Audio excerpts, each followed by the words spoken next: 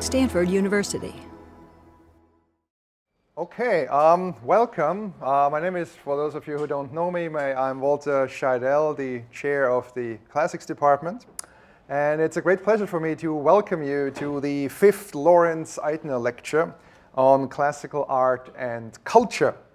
Lecture series designed to publicize classics and classical scholarship to a wider audience.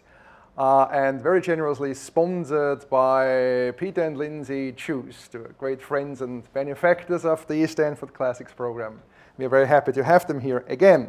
The lecture series has been endowed in honor, in memory of Professor Lawrence Eitner, who died last year at the age of 89.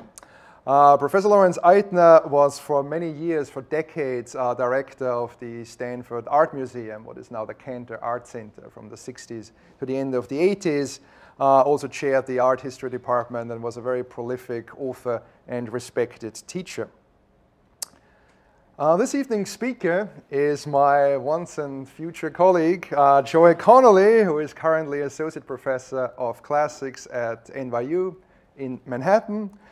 Joy studied classics at Princeton and at Penn, and then taught it first at the University of Washington in Seattle, and then here on the farm for a number of years until she left us, regrettably, in 2004 to move on, not to greener pastures, grayer pastures, I guess, at NYU. And it's not an exaggeration to say that we still haven't been able to properly replace her. So we're very happy to have her back here again, if only for a few days.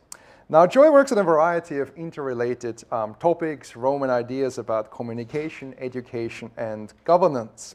And that's important for this event, their ongoing relevance for today, for the present, for the modern world.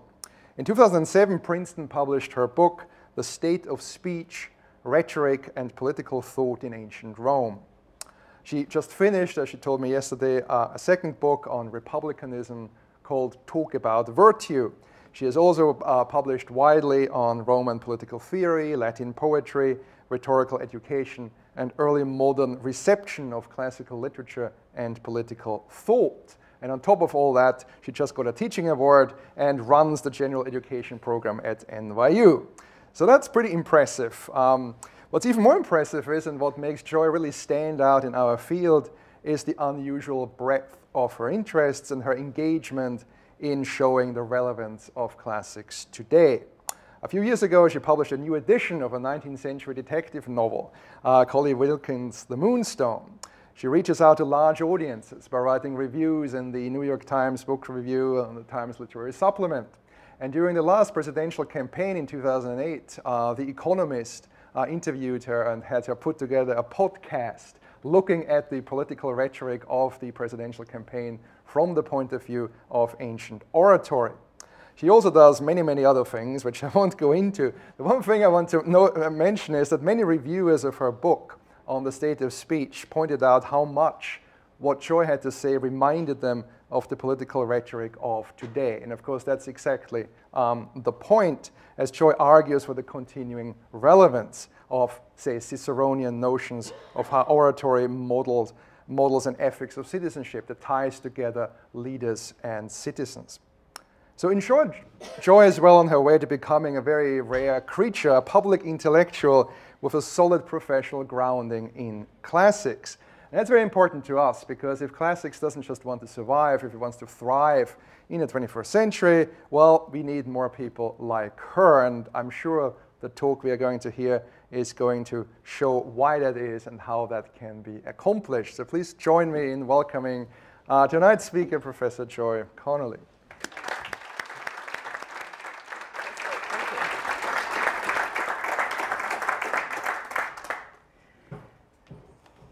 Thank you so much for having me. Thank you, Walter, for that wonderful introduction. Thank you all for being here on this absolutely beautiful evening. One of my ongoing themes in the last 24 hours has been just how lovely this place is, which is making me feel a little bitter as well. But no, it's wonderful to be back.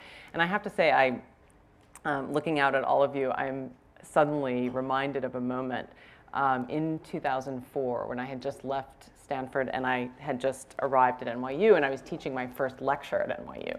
So the very first lecture that I taught there. And the course, which was in the general education program that I now direct, had a very high proportion of freshmen in it, and I knew that this was the case. And I wanted to mark what might have been among their first lectures at NYU. And so here are all these young, expectant faces looking out at me, and I gave them my biggest smile, and I put out my arms, and I said, "Welcome to Stanford." Oh, anyway. Well, on a more serious note, just as my mind then was in New York was cast back to Stanford, and so I now find that my mind is cast back to New York for a moment. And if I may, I'd like to dedicate this lecture to a colleague of mine at NYU, Tony Judd. He's not a close personal friend, but he's someone with whom I've had the privilege of working on a big university committee. I spend a lot of time with him. He's a wonderful historian. His magnum opus is post-war, a huge study of World War II, of the aftermath of the war, rather. And his passion for understanding the past is equaled only by his intense commitment to understanding and improving our political discourse. About 2 years ago, Tony was diagnosed with ALS, and he's now unable to walk or even breathe without assistance. But he continues to write. For those of you who might have read his New York Review of Books pieces that continue to come out, he still teaches. He continues to be driven by his belief that our politics has decayed, not primarily because of the sociological problems we have, the economic problems we have, but because, as I've heard him say several times, we have discursive problems. We've forgotten how to talk about public affairs in a useful way. And when Tony says this, he says we have forgotten to talk about public affairs in a useful way, not we academics only, but we academics as well as we citizens. So I realize now in mentioning this person, a true public intellectual, that I've now set the bar unattainably high for myself. But if I can contribute it even in a small way to the kind of discourse improvement that Tony is committed to, then I'll be satisfied. Can you tell me what the significance of today is?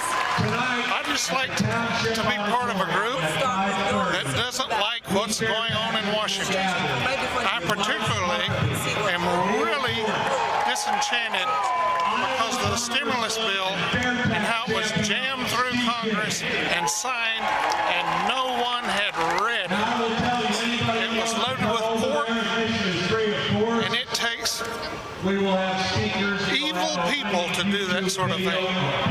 Can you tell me what you think we should take away from today? A realization that we really do have to get back to our roots and support the Constitution. And there are people here, I'm sure, have not read it. It's a very simple document. It's not very long. Everyone should go home and read the Constitution and realize that our government is taking us further away from the Constitution. Thank you so much. So that clip that we just saw, if you can throw your mind back to it, is a clip of what seems to me to be a reasonable person explaining to an interviewer why he's at a meeting, the group he hopes to connect with, what his values are. And there's only one moment in his answers to the interviewer where something slips for me, something shifts, the ground shifts, and that's when that man says evil, that the people are evil who are doing what they're doing. So the big question in my talk tonight is how to understand and how to confront or how to engage with this kind of political discourse that slips so easily into moments that I won't even try to describe, but moments like that in the clip. I want to get at these issues, this big question, rather, through the tradition of political thought known as republicanism. And I want to get at it via a specific tradition. I want to talk about what the Roman thinkers in that tradition have to say to us today. So I'll talk about civility in a time of heated public anger, about our ideal image of the political community, about the desirable civic habit of advocacy, and finally, how to cultivate what I'll call the Republican sensorium, what it is to think and feel as a citizen living in a republic of conflict. And here is Cicero surrounded by these images. I wanted to show you not just Tea Party images that talk about difference and split, but also the vast literature and documentary films, the heap of films that are coming out addressing the issue of America as two nations. So let me be clear that I put before you the image of Cicero at the Tea Party, not because I want to examine in detail the Tea Party movement, if it is a movement, there's some debate over that, or its motivations or aims. I want this image rather to focus us on issues that have been, for the most part, overlooked by political theorists engaged in the project of recovering Republican political thought for citizenship and liberal democracies today. This neo-Roman or neo-Republican movement is now about 25 years old. Neo-Republicans are driven by a range of concerns, but most of them worry that liberal political thought, concentrated as it is on the individual and on individual rights, offers an excessively slender conception of community and civic duties, too low-calorie a diet for the vigorous lifestyle of the engaged participatory citizen. To them, Republican ideals offer a promising corrective to our impoverished civic life. And because this tradition comes vividly alive in the American founders with their own anxieties about the emerging individualist, commercialist ethos in the early United States, Republicanism offers attractive historical grounds from which to launch a new style of politics. At least this is the idea. And Republican thought doesn't shy away from the big issues. It takes the fundamental human question, how shall I live? And it offers a powerful, demanding answer. Live well, which is to say politically as a citizen, acting always with a view to the effect our acts will have on our fellows, all part owners of public affairs. And we remember here, res publica, the original meaning, public thing, public matter, public affair. This is what the res publica is, the res populi, the thing, the affair, the matter of the people. Thanks for your patience as I cope with the technology. This is ironic that it's a picture of Cass Sunstein's Republic.com, because in that book he has a lot to say about the internet and technology and its role in citizen participation, and it's exactly that moment that the PowerPoint decides to stop working. So thinkers like these, Cass Sunstein, Maurizio Veroli, whose book there, For Love of Country, is in the middle of the slide, and Michael Sandel's in his book, Democracy's Discontent. For them, the essence of the Republican legacy that begins with Rome is an ideal of a virtuous community bound together by zeal for self-government and a deliberative consensus regarding the common good. And perhaps Colin Murphy, here visible in the two editions of his book, the one that came out in the US on the left, the one that came out in the UK on the right, perhaps he developed this argument the furthest in this book, which came out in 2007, which suggests that the United States should fortify institutions that promote assimilation, this is a quote from him, by establishing a compulsory national service program for American youth, a modern version, as he himself said, of the Roman legions. So many neo-Republican arguments find common ground with deliberative democracy theory, which seeks to improve our politics by fostering citizens' capacity to engage in deliberation over values and policies, a theme, deliberation, that finds vigorous proponents in the historical example of the American founders. And keep in mind, just as a factoid to root your thinking about how important deliberation was to the founders in the late 18th and early 19th century, one statistic that in some parts of the American colonies in the 1790s, literacy rates went up to, in some parts, 95%, an astonishing statistic for the 18th century, and one that I say gives some ground, gives some meat to that dry sentence that, that the founders were interested in deliberation. I mean, this was a literate, engaged, newspaper reading, debating culture. But the primacy of virtue in the Republican tradition means that even the arguments of the coolest neo-Republican heads tend ultimately to return to it, to virtue as a question, and to its role in civic society. In 1997, the philosopher Philip Pettit published an influential book entitled Republicanism, which is probably the most influential, most cited book in the tradition over the last I have to add now, over the last 13 years since it came out. And this book argued that the Roman definition of freedom was more robust than the classical liberal one. The classical liberal definition of freedom as negative freedom, freedom from, freedom as non-interference. Pettit claimed that because of the importance of slavery in Roman culture and the need to distinguish slaves from free, the Romans understood freedom not as non-interference, but as non-domination. That is, the condition of being free from any threat of domination, real or possible, that might limit the scope of free choice and action. Now, Pettit sought admirably, I think, to ground his theory in the real world. And he insisted that the threat of domination by the powerful, including those in office, meant that a strong democratic republic must incorporate mechanisms of public accountability. But these mechanisms can't run on air. Their fuel is a common culture of virtue, Pettit is compelled to admit in the last couple of chapters of his book, of civility, of generosity, of trust.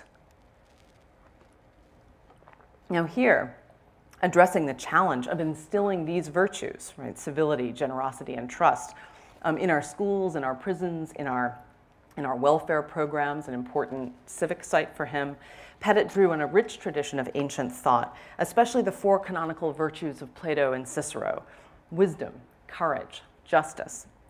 Especially, I should say, courage, the kind of courage that is related to the willingness of citizens to sacrifice themselves for the common good.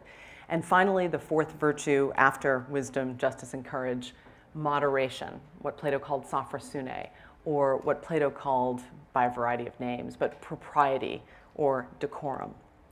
Now, courage is the favorite virtue of the most important modern philosopher for the neo-republicans, and that is Hannah Arendt.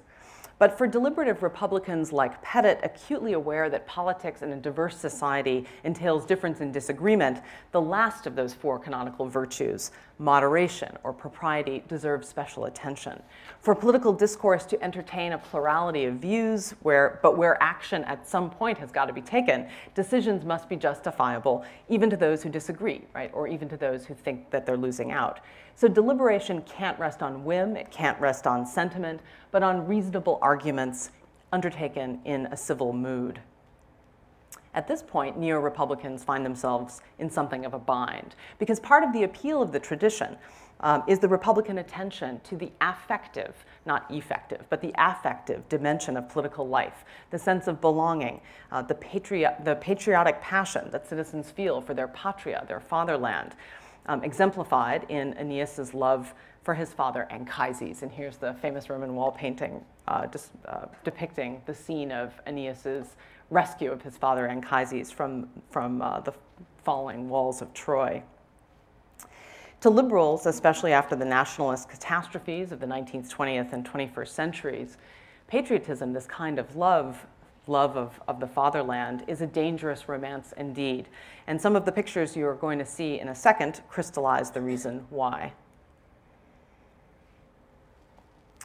The sentiments here reflect some core ideas in the Republican tradition: a call for shared values, some of them, common ground, love of country even, and freedom, not this one. But the desire for commonality has obviously slid into fear of difference. Here, passions, and I think these are sincere passions, have utterly displaced civility. And historically speaking, this image of the Republic is misconceived, and we have arguments we can bring to bear against this. But so, it turns out, in rather a different way and for different reasons, is the neo-Republicans' image of the ideal republic. John Dewey, an eloquent worrier about American collective identity, argued that the image of the polity that we citizens hold in our mind exerts a profound effect on our political views. It's important to get the imagery right, he believed, because it's a lodestar for our political imaginations. It fuels our sense of the horizons of the possible. It's worth stopping and thinking, actually, if you want to, for a moment, what image comes to your mind when you think about the United States? Is it a flag? Is it a passport? Is it a crowd? What is it? And what does it mean for you now? And how quickly does that image change? Well, the ideal of a unified, cohesive collective is one side, one facet of the history of the Republic's image of itself. But perhaps the single most interesting thing about the history of the idea of the Republic in the West is that at any given moment, the Republic is always a double signifier. Like Romulus and Remus, nursed by the she-wolf, it's eternally twinned, a pair, a two-faced sign, a combination of binary oppositions. Just as Rome has always symbolized both heroic self-sacrifice, and here's George Washington as Cincinnatus, in a statue, by the way, much maligned by his contemporaries, who didn't like the immortality it appeared to give him. Rome has also stood for self-indulgent tyranny, and here's a cover of the New Yorker. Yeah, doesn't need explanation. Well, just as Rome has embodied these binaries, so its ideal best condition has been eternally understood on the one hand as unity, consensus, and homogeneity, and on the other as intense and relentless internal conflict. Each of these images of the Republic owns an overlapping but distinctive repertoire of citizen habits. So before addressing these, let me pause for a moment on this double nature of the Republic, which is a fascinating thing. It finds its roots in antiquity. In the histories of Sallust and Tacitus, the virtuous Rome is a traditional Rome. And tradition means unity, a single language, a shared history, communal worship, an empire gained under the united leadership of a strong senatorial order that assimilated or eradicated, at its choice, the foreign and the alien. Contrast the autocrat-ruled empire, a motley place where, again, in Tacitus and satirists like Juvenal, rivers of foreign speech flow like sewers into Roman streets, and arbitrary emperors toss power to immigrant freedmen with no Latin.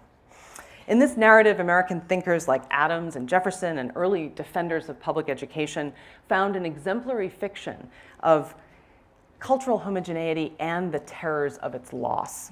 Faced with a large, diverse infant citizenry, they hoped to stabilize American identity by instilling a common culture. This was America as Rome, as assimilation success story. All the citizens speak English, as the Romans spoke Latin, again, according to this fantasy, and whose elites, of course, spoke French, just as Roman elites could also speak some Greek. It's a nice match. This elite-inflected ideal also draws on earlier writers like the Florentine Francesco Guicciardini, the friend and rival of Machiavelli, who argued for a stable republic led by the educated wealthy, who themselves in turn would be saved from corruption by the scrutiny of the commoners. This is an idea you find a lot in the writings of the founders, of the American founders. But while John Quincy Adams was at Harvard, teaching this story to young elites, to take one example of the most extreme, but it's a true historical example. John Quincy Adams taught rhetoric and oratory at Harvard in the early 19th century. While he was doing that, different Americans were latching on to another Roman Republic preserved in ancient sources. A nation spellbound by a new English version of Plutarch's Lives avidly consumed images of Gaius Marius there on the left. And this is actually Sam Houston dressed up as Gaius Marius on the left. and also Spartacus. Spartacus needs no introduction, right? The gladiator, defender of freedom. These images heroize the American farmer, but also in a new development, the factory worker. And let me just say one thing about Gaius Marius for those of you who haven't been reading Roman history lately. He's an interesting figure, well off but not noble, a general who becomes consul 7 times and in the process really breaks Roman Republican politics. So he's an interesting image for populist Americans to seize onto. References start to proliferate to the brothers Gracchi, the heroes of Roman popular politics, whose reform efforts, also preserved in Plutarch, ended in their violent deaths. In the 1830s, labor activists start signing the name Gracchus to columns in working men's newspapers. At the same time, New York City radical Levi Slam names his paper the Plebeian, and he's not the only one to do such a thing. And then perhaps my favorite example, and one I really brought from Richard Martin because of his, like mine, Irish-American background, Mike Walsh, a tough Irish-American who ran a gang of Bowery radicals, as well as a paper known as the Subterranean, before he was elected to the New York State Assembly in the 1840s. He praised Sallust for recording, as he saw it, a speech in which Gaius Marius abused the effeminate Roman nobility and proudly embraced his plain upbringing and rough character Walsh said, if Gaius Marius were alive today, he would be a sub-reader of this newspaper.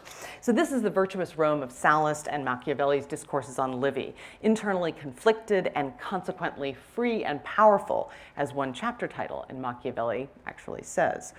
This republicanism is defined by the collective advocacy of interests by the haves and the have-nots.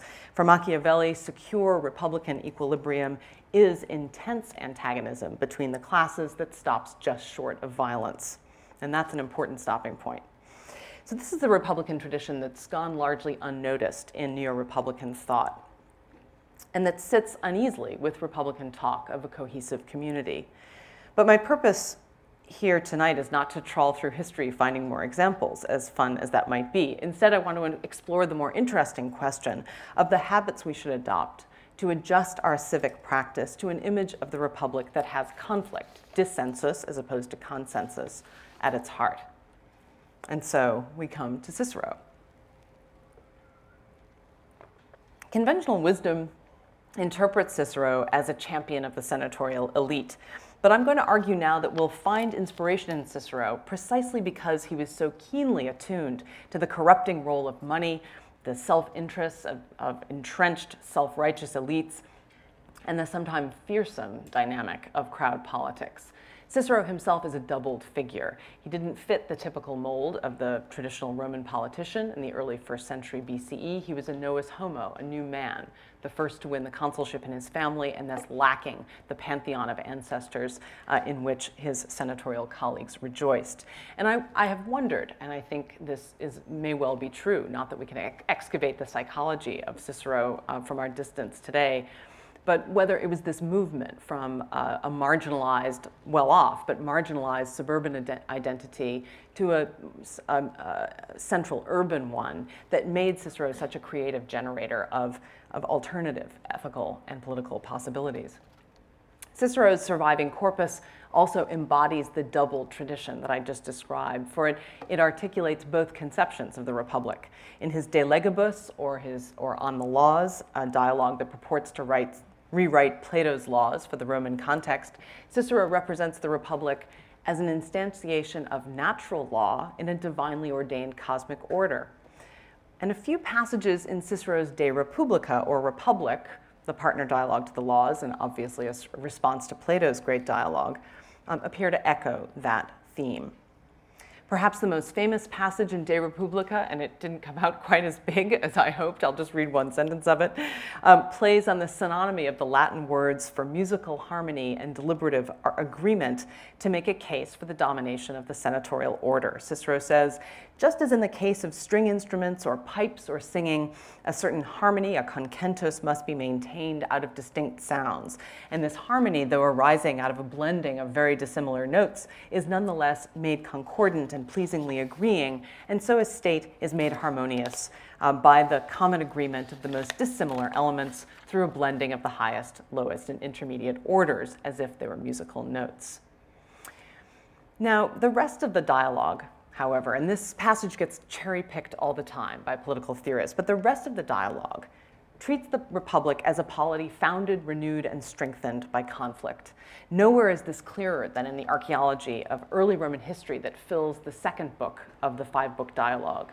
Here, Cicero paints the city as an arena of struggle between Senate and people. He draws on the same ancient sources as his contemporary Sallust and the later Augustan-era historian Livy. This is the well-known story of foundation and constitution known as the conflict of the orders.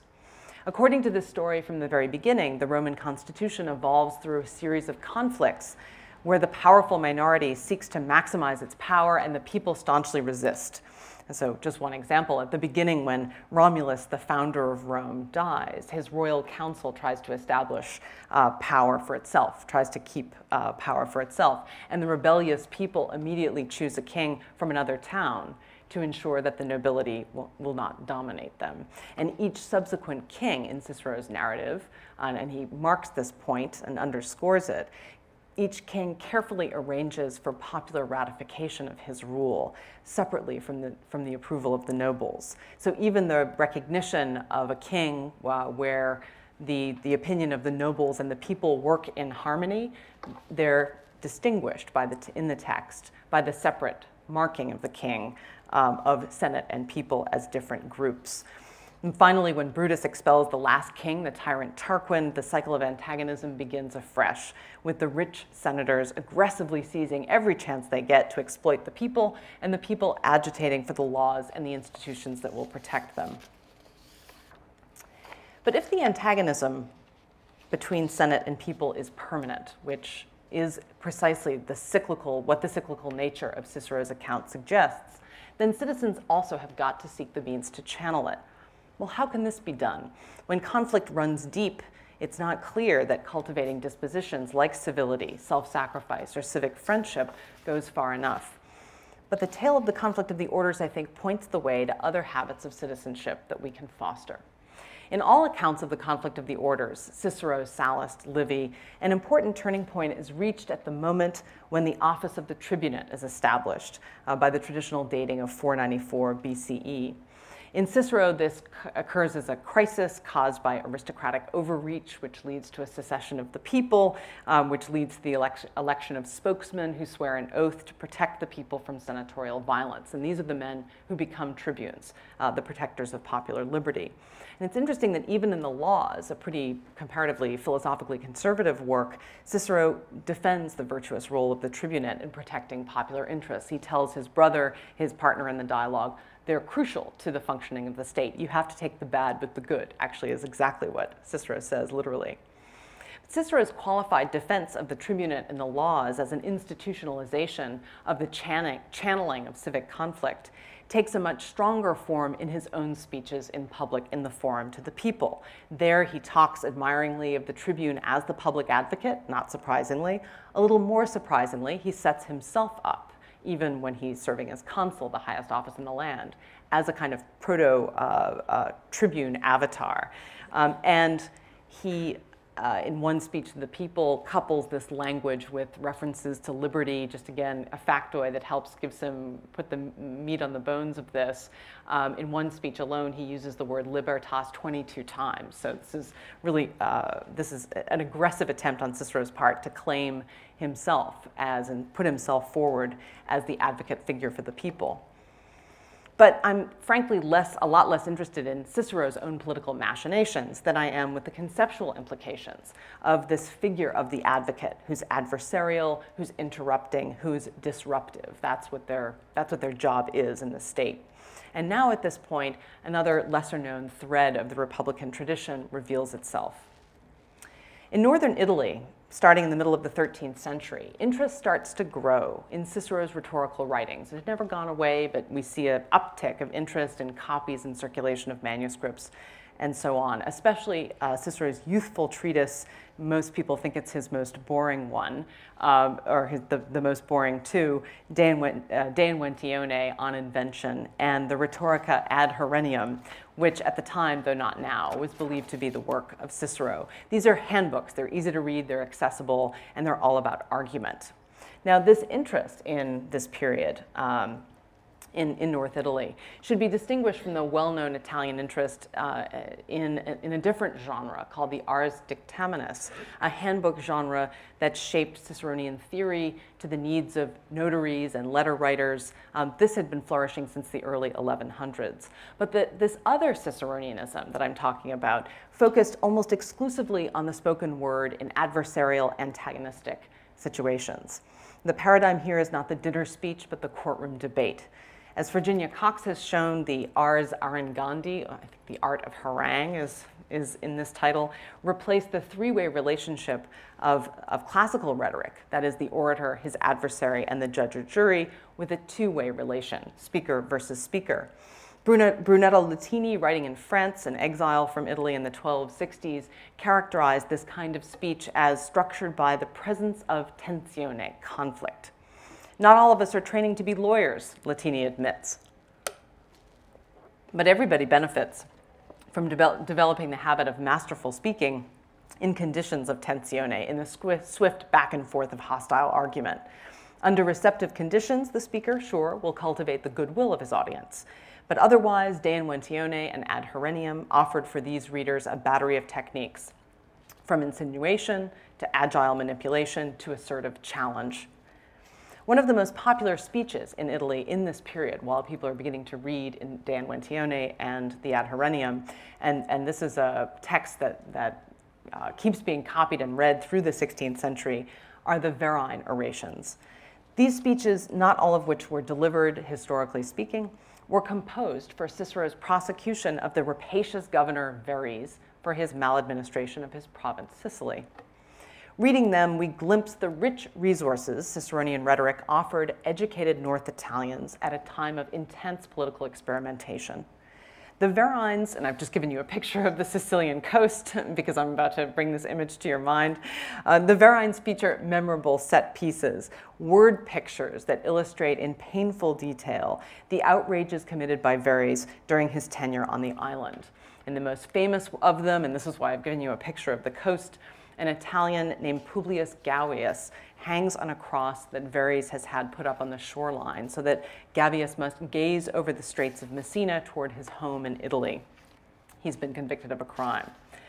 Did you stop to ask who he was? Cicero asks. Did you hear his cries? No, Verres has, it turns out, illegally crucified a citizen of Rome, despite the man's desperate wails, which Cicero imitates in the speech, Civis Romanus sum, I am a Roman citizen.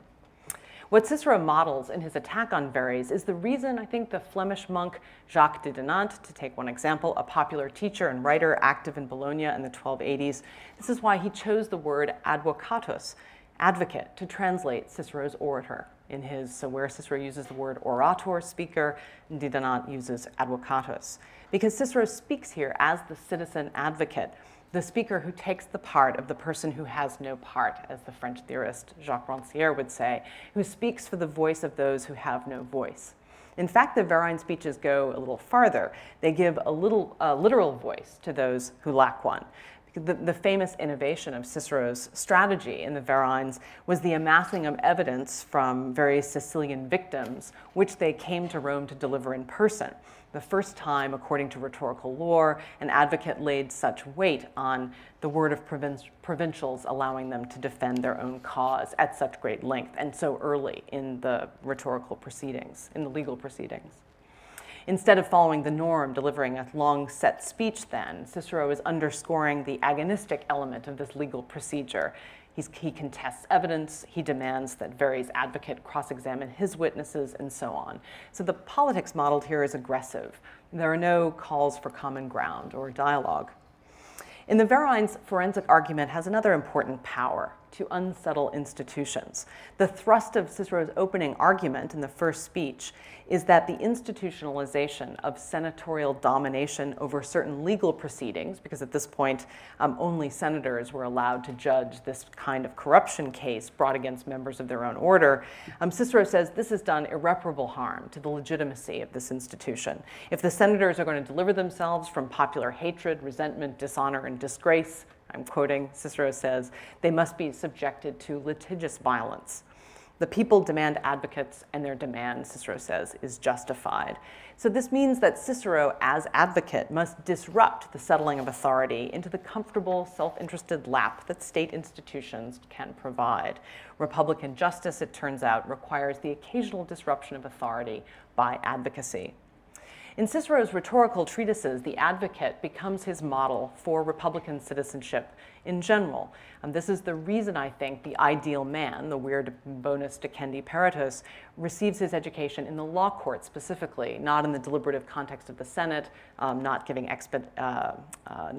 display speeches, epideictic speeches.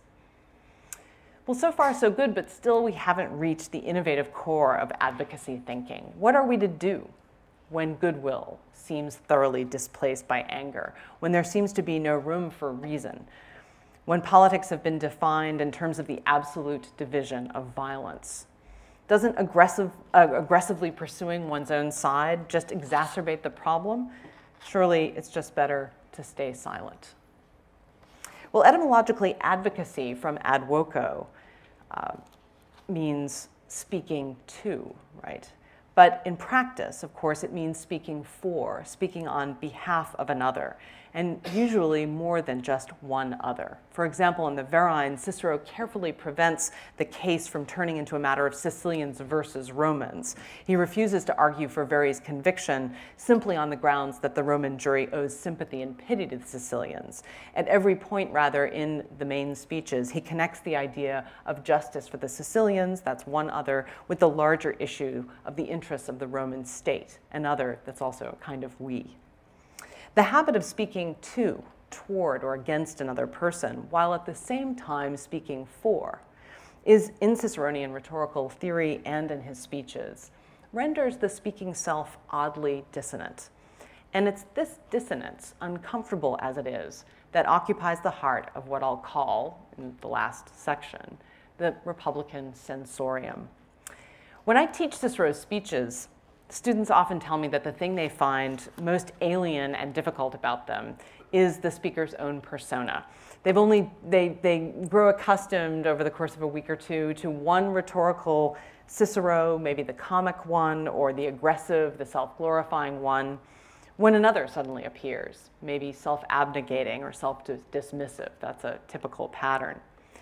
In his exordia, the introductions to his speeches, Cicero often dwells on himself and his sense of incapacity, his bewilderment, perhaps, at being torn between two sides, even sometimes his unwillingness to speak at all.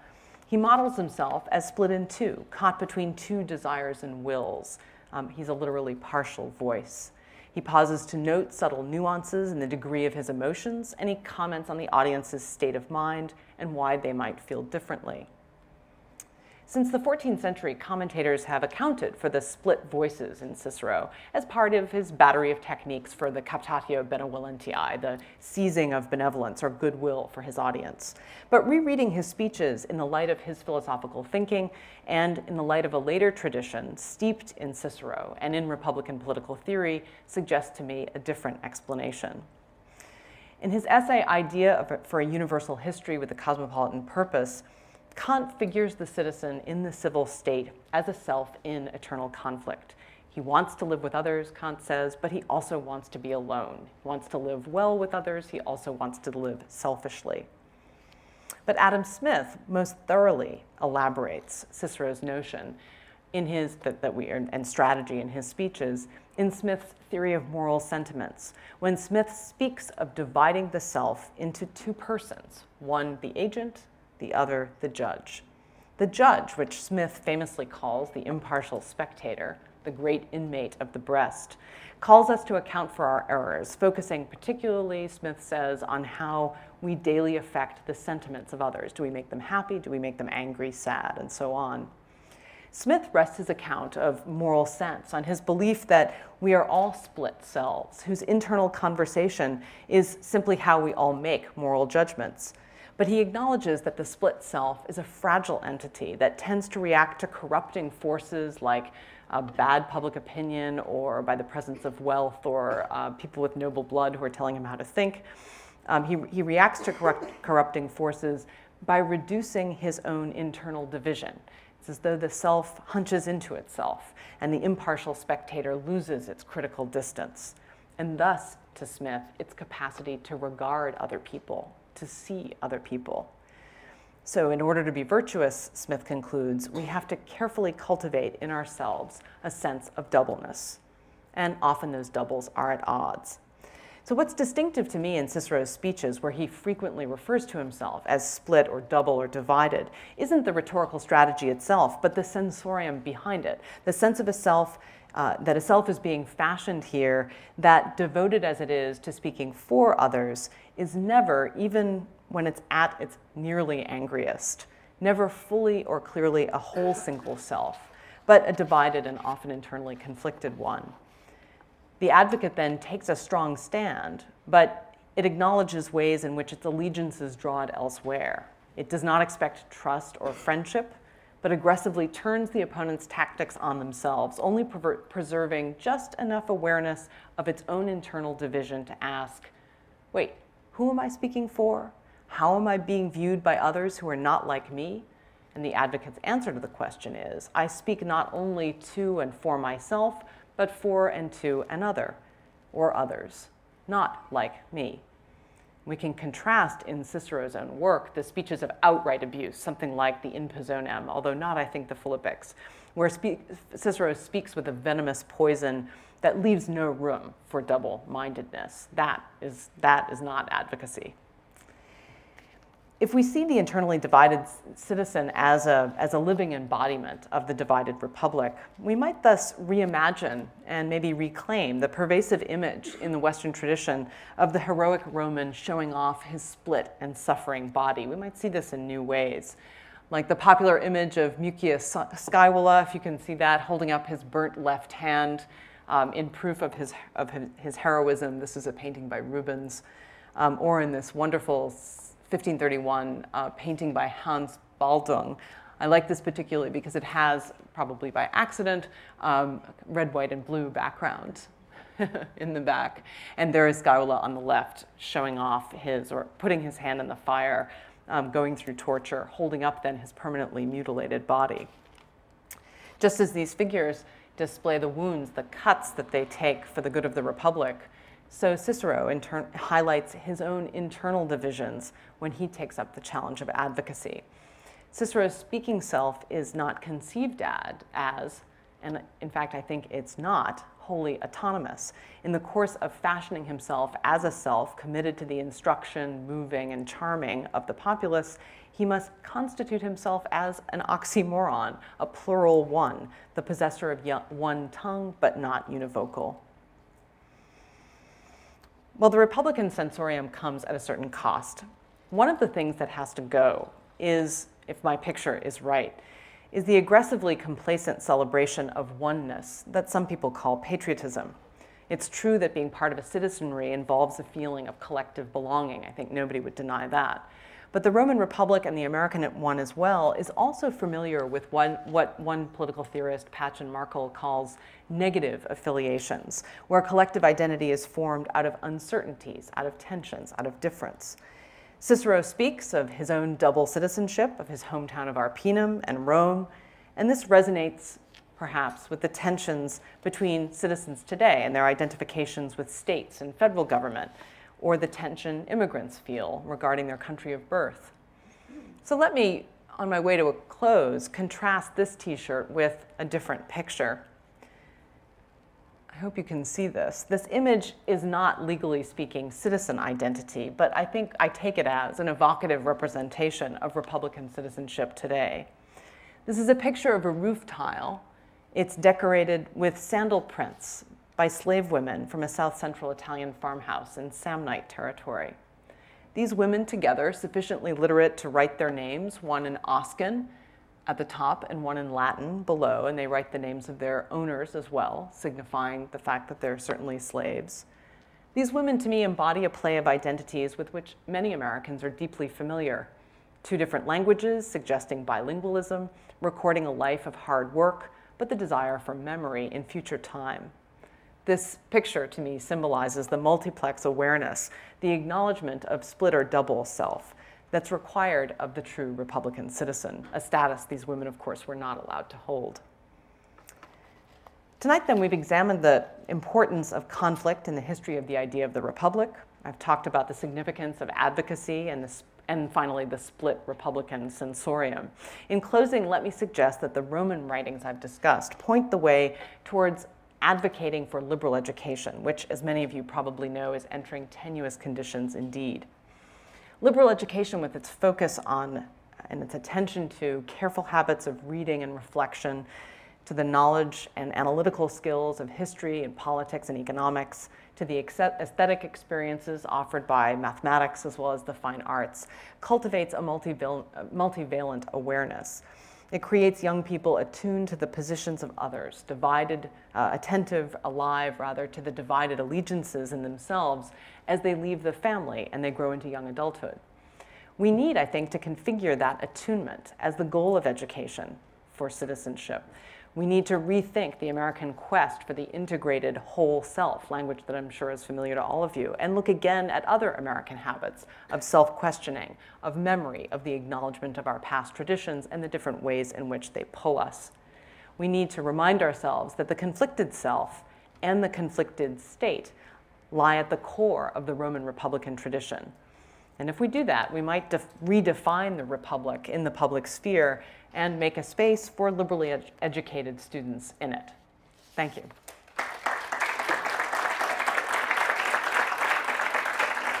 That's a good question. And Cicero doesn't use, of course, the word sophrosyne or really anything close to it. He could have used a word like moderatio consistently.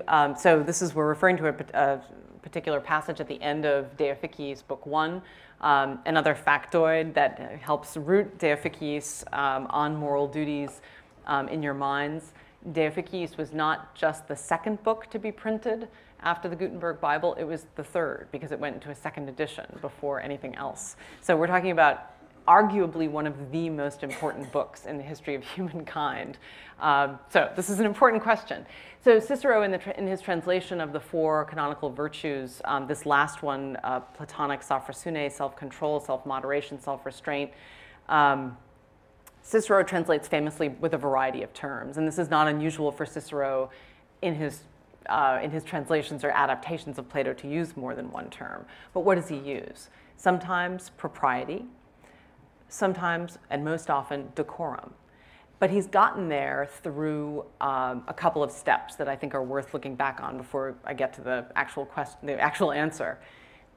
Cicero's reading Plato through the Stoic Panetius, who has already made the transition in his version of the 4 canonical virtues. Sophrosyne in Panetius becomes ta prepon, that which is fitting. That's what seems to lead Cicero, right, to thinking of propriety as the essence of sophrosyne. And propriety, of course, if you know Adam Smith's theory of moral sentiments, that's the beginning and the end of that book. That shows how rooted he is in De Officiis 1.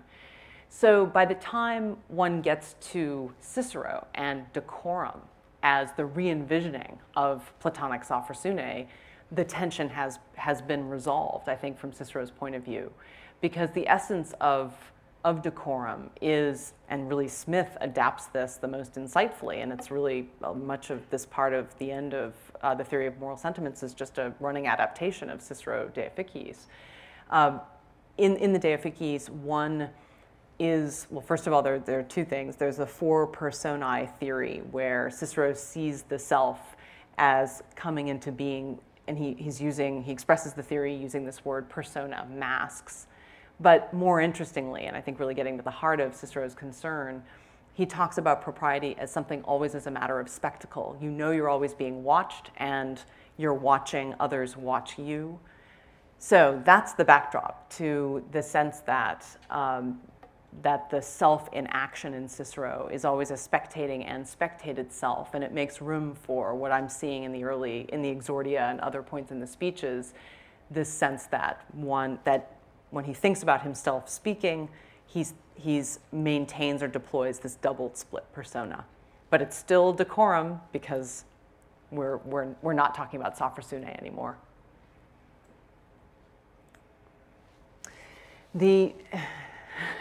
I immediately have to censor myself because I could go on for an hour, which you don't want to hear. I'll give you a practical and a theoretical answer. The practical answer is that starting in the fall, every instructor who teaches in the MAP, as we call it, the Morris Academic Plan, whether they're teaching quantitative reasoning or lab science or philosophy, will have to include on their syllabuses or behind their syllabuses, and they can disagree with it and argue with it, but with the students if they want, but they have to include on their syllabuses that the students receive on the first day an account of general education that I wrote, which is largely much of what you heard today about the need to think through one's liberal education, aside from all the distractions of life when you're 18 and 19 years old, as preparation for life in a life of democratic citizenship. And I can tell you more in another context about how complicated it was to get my faculty committee to agree to this. It was not an easy thing. But once I presented it as something one could use as the stuff of argument with students, if you didn't want to take this line, then that got through most of the disagreement.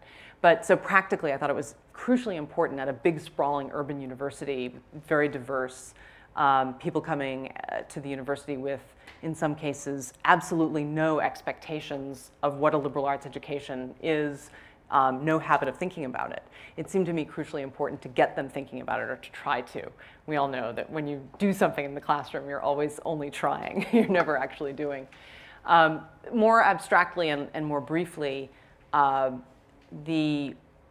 we're putting in a series of, this is partly practical, a series of discussion opportunities for students that we're going to give some academic credit for, that will be much more open-ended, that will be student-driven debate about how to own their own education, how to think about it and configure it for themselves as they imagine the roles they're going to take on in the future. And that's, I don't know exactly what that's going to look like, but that's, so there are a couple of fronts. Yeah. So it's kind of a challenge for Cicero or for a Republican theorist to embrace conflict, right? I mean, there's a lot of Plato, Aristotle. Conflict is bad, right? Yeah. In the tradition that they're moving up from, and so you've got to come up with some argument about why conflict is good.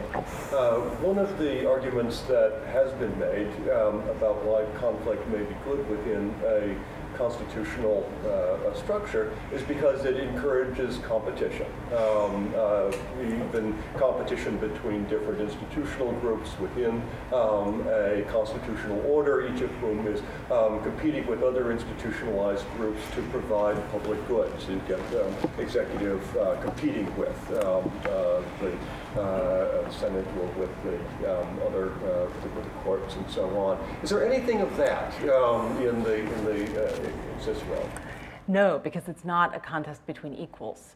And that's actually why I find the Romans so interesting to think with, because the presumption of, I think most political, of many political theorists working in the Republican tradition, is that they are talking about an equal playing field. And here I think, the sociology of academia is playing a role, that this is the place where we are for the most part, as people, as citizens, as private individuals, in our families and so on. What Roman thinking and what the Roman experience, to use a slightly grandiose term, does for me is to put me in the place of people who are thinking through politics where a lot of people are totally disempowered and struggling just barely to have a place in the citizenry. Any thought of engagement, of control, of shifting the political discourse one way or the other is completely off the table, right, for the vast majority of Roman citizens. But as I say, that's precisely what makes me interested in them, because it's not clear to me that the United States, in practice, is working much differently. There are many, many more opportunities, don't get me wrong. I mean, the opportunities are rife for citizen engagement. But the realities of life when one is making $25,000 a year, or when one is distracted by working more than one job, or all the many, many other long list of factors we could all make up on our own, means that I want to try to think about modes of political engagement that come out of, historically, a context where, as I said, a whole lot of people are disempowered, because that, for me, sets the stage differently, and I think usefully. But it's a really good question, because one prefers to think about conflict as productive in the way that you described. But this is definitely, I'm glad you asked, because this is definitely not that kind of competition. Yeah, Daniel. Can the split personality advocate avoid slipping into situations where the non-citizen, non-democratically invested other is ruthlessly demonized? I'm thinking in particular of the Cicero and the pro Pompeo and the pro Flacco, where Gauls and Jews are systematically bashed. Now, on one level, that's those moments of denigration are part of a rhetorical strategy, but they do, I think, get us to asking how capable a citizen is of making sense of non-citizens in his midst, and how far he might be willing to reconcile him or herself to the thought of difference, and the difference that emerges in contacts between citizens and non-citizens. That's an excellent question. First of all, there's absolutely no question over what the validity of what you just said about Cicero's being completely willing, utterly willing, to use techniques Again, nothing new to us and familiar to us, but techniques of demonization that deny humanity to large numbers, large groups of people. And I hope it was clear from the way I was talking about the texts that, in nowhere am I presenting Cicero as an exemplar, really in any way in his own practice. It's really the thinking behind it that gets me thinking, and maybe you as a result. But I think to take the Verrines, since that's the example I talked about briefly earlier, there Cicero is very careful to, as I said, make sure that the Sicilians are not always the object of attention, in part because he knows he needs to build bridges kind of around them or build paths of argument around them. Having established the fact that they've been victimized, he doesn't want to, he doesn't actually allow that recognition to go further. So that's another problem, because for Cicero, the Sicilians are the victims. They're now stuck in that position, and that does a certain kind of damage to them, ethically, politically too. So in a sense, I think I'm restating your question. The interplay among the alien, or between the alien group and the familiar known group in the speeches when Cicero talks about these, when he deploys these two, raises the question for us. He himself, in terms of commentary on those two groups and their interplay, doesn't offer much beyond the flagging of the power differential. And I think Cicero, again, is really attentive to the different kinds of power people have. So as far as that goes, he at least lays open what he's doing. And he never tries to cover up or re-describe as powerful those who are powerless. But that's about as far as he goes.